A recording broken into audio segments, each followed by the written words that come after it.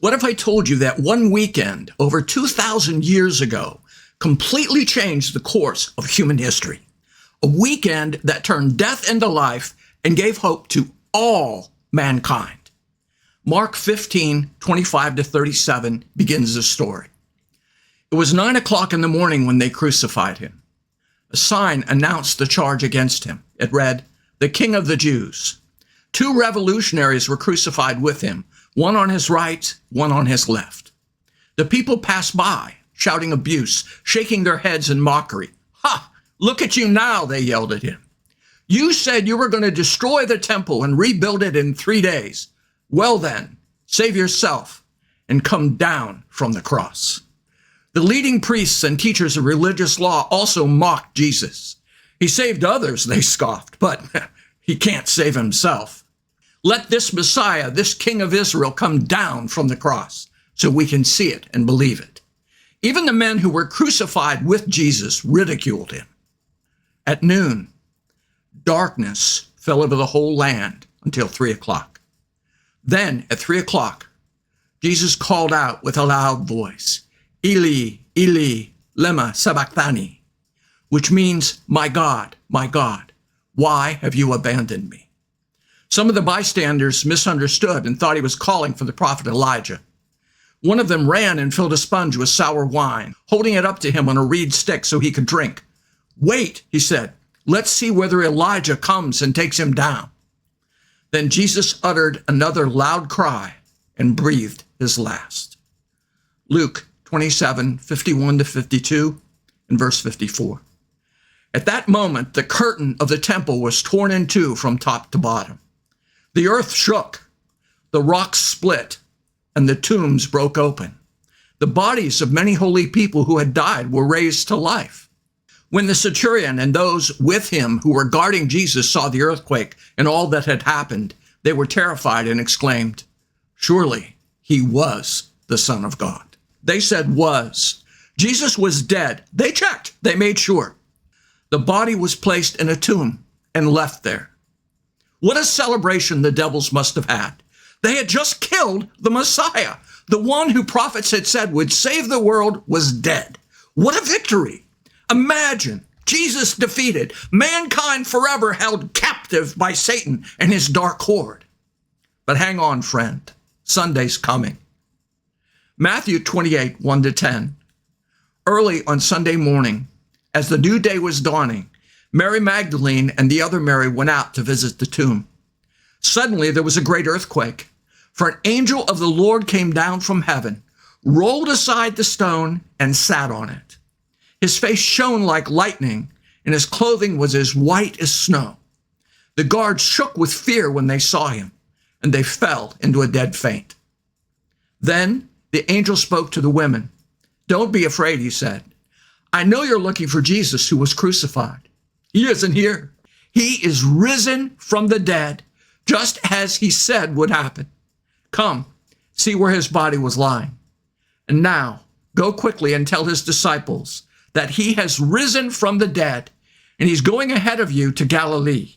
You'll see him there. Remember what I've told you."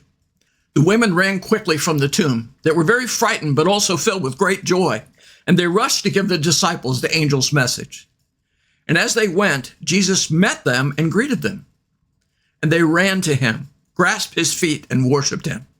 Then Jesus said to them, "Don't be afraid. Go tell my brothers to leave for Galilee, and they will see me there." What looked like a defeat turned into the ultimate victory over death. Acts 2:24. But God raised him from the dead, putting an end to the agony of death, since it was impossible for him to be held by its power. Romans 5:12 tells us, when Adam sinned, sin entered the world. Adam's sin brought death, so death spread to everyone, for everyone sinned. Romans 6:23. For the wages of sin is death, but the free gift of God is eternal life through Christ Jesus our Lord. Well, wait a minute. Jesus was a man. He came to earth as a man empowered by the Holy Spirit. Why couldn't death hold him? 1 Peter 2:22. He never sinned, nor ever deceived anyone. Romans 5 continues in verses 18-19. Yes, Adam's one sin brings condemnation for everyone, but Christ's one act of righteousness brings a right relationship with God and new life for everyone. The gift is for everyone, but only those who desire it, those who repent, will actually receive it. Verse 19 continues, because one person disobeyed God, many became sinners. But because one other person obeyed God, many will be made righteous. 1 Peter 2:24 says, he himself bore our sins in his body on the cross, so that we might die to sins and live for righteousness. And Romans 9-10 and verse 13, if you openly declare that Jesus is Lord and believe in your heart that God raised him from the dead, you will be saved. For it's by believing in your heart you are made right with God, and it's openly declaring your faith that you are saved. For everyone who calls on the name of the Lord will be saved. This gift of righteousness, this gift of eternal life is available for everyone. If you haven't yet received eternal life, please pray this prayer. If you have received eternal life, share this video with someone who hasn't. Pray with me. Jesus, I believe you are the Son of God, and I believe you died for me. I believe you rose from the grave to bring me life and freedom. I confess that I'm a sinner. Forgive me for my sins. I give you my life. Be my Savior and my Lord. Come into my heart, Jesus, and change me from the inside out.